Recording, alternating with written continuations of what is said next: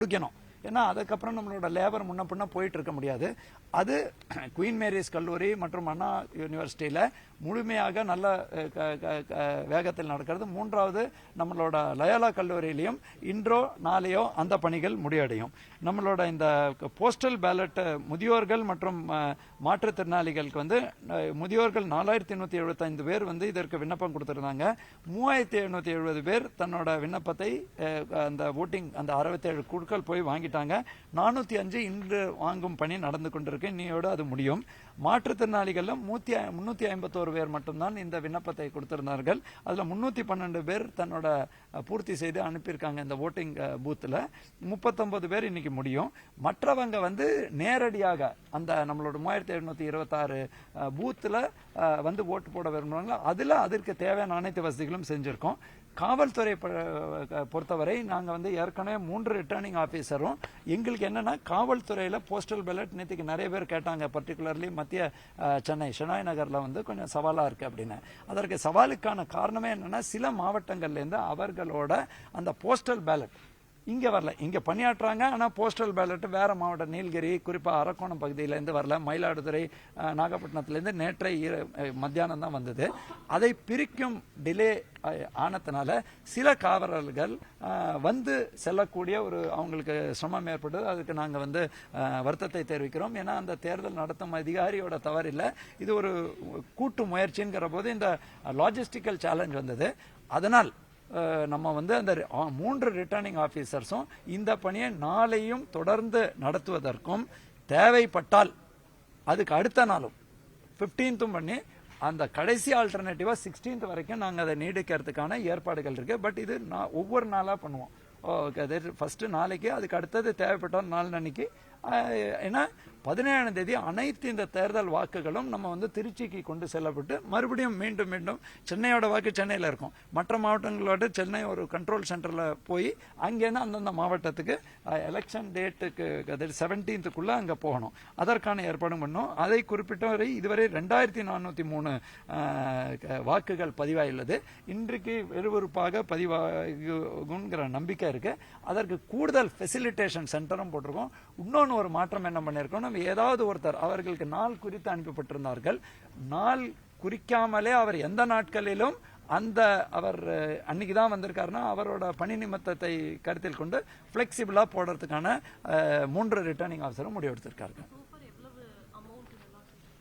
Amount வந்து சென்னையை பொறுத்த வரைக்கும் 2 கேட்டகரியில் அமௌண்ட் இருக்குங்க.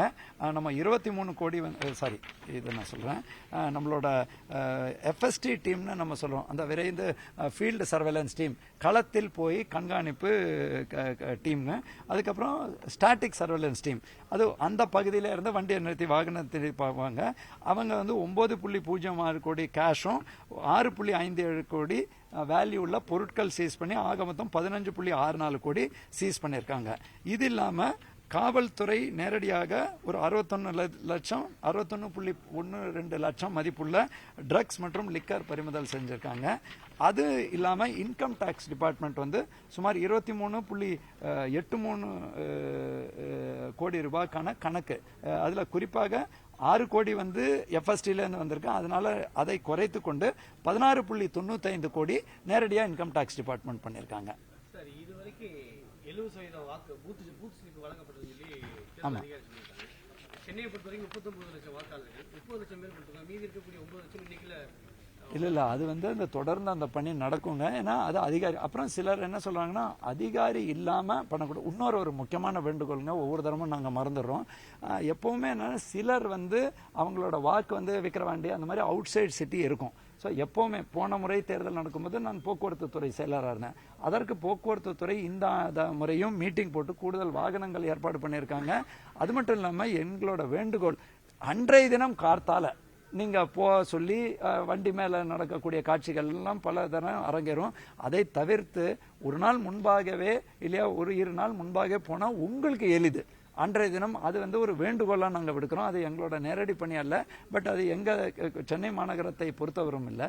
ஆனால் ஓட்டர் ஸ்லிப் பொறுத்தவரை நீங்கள் கேட்ட கேள்விக்கு அந்த எல்லா இடத்துலையும் அந்த மீதமுள்ள ஓட்டர் ஸ்லிப்பும் ரெசிடுவல் ஓட்டர் ஸ்லிப்பும் எங்களுக்கு சவால்கள் எல்லாம் சில இடத்துல வீடு பூட்டி இருக்கு, சில இடத்துல பணிக்கு சென்றிருக்காங்க, அதனால பூட்டி வச்சிருக்காங்க. ஸோ மீதமுள்ள கண்டறிந்து அவர்களுக்கும் வழங்குறதுக்கான அனைத்து ஏற்பாடும் செய்யப்படும். எல்லா வாக்குச்சாவடிகளும் தயார். வாக்குச்சாவடினா ஜென்ரலாங்க அதை வந்து பல முறை நம்ம ஆய்வு செய்வோம். பட் ஜென்ரலி அது ஒரு ஸ்கூலோ இல்லையா கல்லூரியிலையோ இருக்கும். நீங்கள் பார்த்தீங்கன்னாக்கா நம்ம தமிழ்நாட்டில் 3726 வாக்குச்சாவடிகள் இருந்தால் போதும், அதில் வந்து லொக்கேஷன்ஸ்ன்னு பார்த்தீங்கன்னா இடங்கள்லாம் 938 தான். அதுலேயே நான் பல முறை சொல்லிட்டேங்க. நேற்றைய தினம் கூட மைக்ரோ அப்சர்வர்ஸ் ட்ரைனிங் நடந்தது. அதில் வல்னரபிள் வாக்குச்சாவடிகள்னு நம்ம சொல்கிறோம் இல்லை, எங்கே யாராவது இன்ஃப்ளூயன்ஸ் பண்ணக்கூடிய அது 611. 10க்கு மேற்பட்ட வாக்குச்சாவடிகள் இடத்துலையும் கூட்டத்தினால் பதட்டம் ஏற்படலாம்னு சொல்லி ஒரு 135. அது இல்லாமல் நம்ம வந்து கிரிட்டிக்கல் பாலிங் ஸ்டேஷன் ஏற்கனவே ஒரு சம்பவம் நடந்திருக்கலாம். நம்ம தமிழ்நாட்டில் அந்த மாதிரி எந்த ஒரு அண்மை காலத்து சம்பவம் நடக்காட்டால் கூட அப்சர்வர்ஸ் வந்து இதை கிரிட்டிக்கல்னு நீங்கள் சொல்லுங்கன்னு சொல்லலாம். அது அடிப்படையில் 23. ஆக மொத்தம் நம்ம 769 அடுத்த வாக்குச்சாவடிகள் நடந்திருக்கும். அனைத்து வாக்குச்சாவடிகளும் சுமார் 65 வாக்குச்சாவடிகளில் வெப்காஸ்டிங் பண்ணுறதுக்கான ஆணை நேற்றைய தினம் வந்து வெப்காஸ்டிங் பண்ணோம் குழுமா. அதில் அனைத்து நம்மளோட இந்த வல்னரபிள் அண்ட் கிரிட்டிக்கல் அண்ட் 10க்கு மேற்பட்ட வாக்குச்சாவடி 100% கவர் ஆகும். அது இல்லாமல் எங்களுக்கு மீதமுள்ள ஒரு ஒட்டுமொத்த 3726 65 விழுக்காடு வாக்குச்சாவடி சிசிடிவியில் கவர் பண்ணுவோம். தேவையான அந்த பாத்ரூம் வசதி, அதே மாதிரி பந்தல் போட சொல்லியிருக்கோம், குறிப்பாக குடிதண்ணி போட சொல்லியிருக்கோம். பெரிய வாக்குச்சாவடியில் பக்கத்தில் இருக்கிற மெடிக்கல் கேம்ப் போட சொல்லியிருக்கோம். ஏனென்றால் வெயில் அதிகமாக இருக்குது. அதே மாதிரி பொதுமக்கள்கிட்ட என்னோட அன்பான வேண்டுகோள், வெயில் அதிகமாக இருக்குது, நிறைய நம்ம ஹைட்ரேட் பண்ணிக்கணும், குடிதண்ணி நிறைய கொடுக்கணும். நீங்கள் இதில் போனால் கூட, ஏதாவது ஒரு கட்சி கூட்டத்தில் போனால் கூட, இல்லையா ரொட்டீனாக போனால் கூட, இந்த அடுத்த சில நாட்களில் நேற்றைய தினம் கூட மதிப்புரிய திரு பாலச்சந்திர ஐஏஎஸ் வந்து வேற காரணத்தில் இங்கே வரும்பொழுது அந்த ஹீட் வேவ் உங்கள் எல்லாருக்கும் தெரியும்.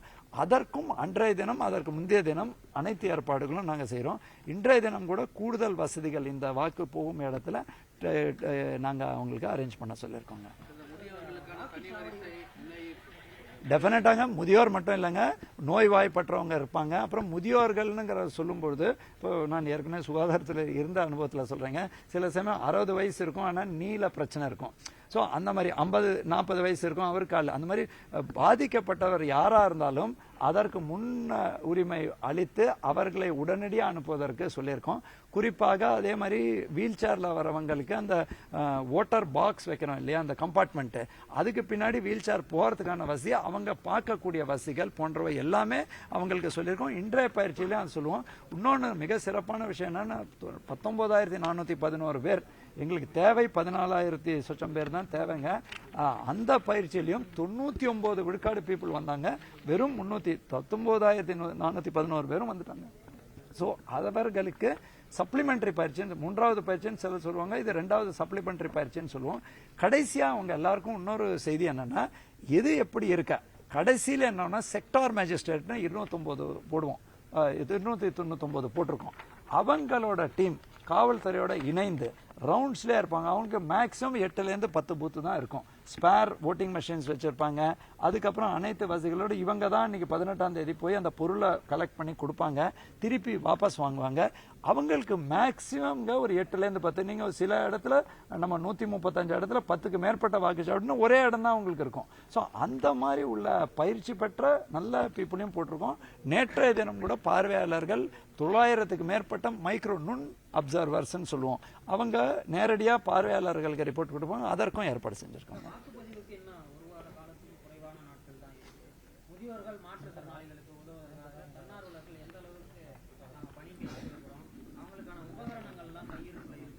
இல்லை, நம்ம அடிஷ்னலாக வீல் சேர் எல்லாம் வாங்க சொல்லியிருக்கோங்க.